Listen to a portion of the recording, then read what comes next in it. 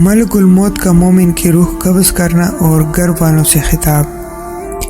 حضرت علی رضی اللہ تعالیٰ عنہ سے روایت ہے کہ حضور صلی اللہ علیہ وسلم نے ایک انصاری صحابی کے سرحانے ملک الموت کو دیکھا تو اسے فرمایا کہ میرے صحابی کے ساتھ نرمی کا معاملہ کرنا کہ وہ مومن ہے۔ ملک الموت نے جواب دیا کہ آپ خوش ہو جائیے کہ میں ہر مومن کے ساتھ نرمی کا معاملہ کرتا ہوں۔ پھر قسم کھا کر کہنے لگا کہ میں جب کسی انسان کی روح قبض کرتا ہوں اور اہل خانہ میں سے کوئی اس پر چیخ و پکار کرنے لگتا ہے تو میں کہتا ہوں کہ یہ وویلا کیسا، بخدا ہم نے اس پر ظلم نہیں کیا اور نہ اس کو وقت سے پہلے لے کر چلے ہیں،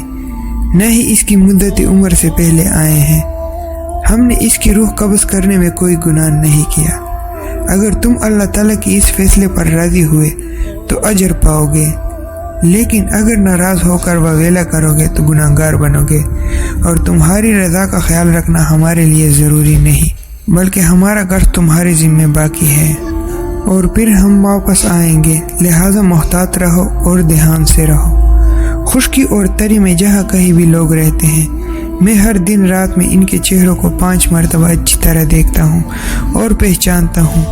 حتیٰ کہ میں ان کے ہر بڑے چھوٹے سے واقف ہوں، بلکہ ان سے بھی بڑھ کر انہیں پہچانتا ہوں۔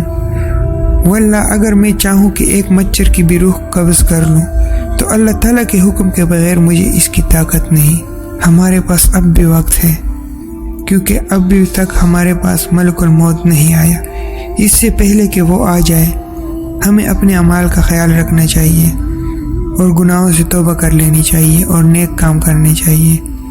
اور اس بات کا خیال رکھنا چاہیے کہ کیا ہماری تیاری موت کے لیے تیاری ہے یا ہم نے ایسی وقت کو ضائع کیا ہے۔ ویڈیو کو ثواب اور اجر کی نیت سے آگے شیئر کرتے جائیں، جس سے ہمیں یہ فائدہ ہوگا کہ جس تک بھی یہ نیک بات پہنچے گی اور اس پر عمل کرے گا، اس کا ثواب آپ کو بھی ملے گا اور مجھے بھی ملے گا۔ اگر آپ نے ابھی تک ہمارا چینل سبسکرائب نہیں کیا تو آپ سے گزارش ہے کہ ہمارے چینل کو سبسکرائب کریں اور بیل کے آئیکن کو پریس کریں، یہ فری ہے۔ اس سے یہ فائدہ ہوگا کہ جب بھی ہم اپنی چینل پہ ویڈیو اپلوڈ کریں گے اس کی نوٹیفیکیشن آپ تک پہنچتی رہے گی۔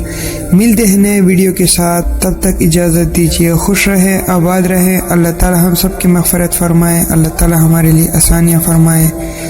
اللہ تعالی ہمیں عذاب قبر اور جہنم کی آگ سے بچائے، آمین۔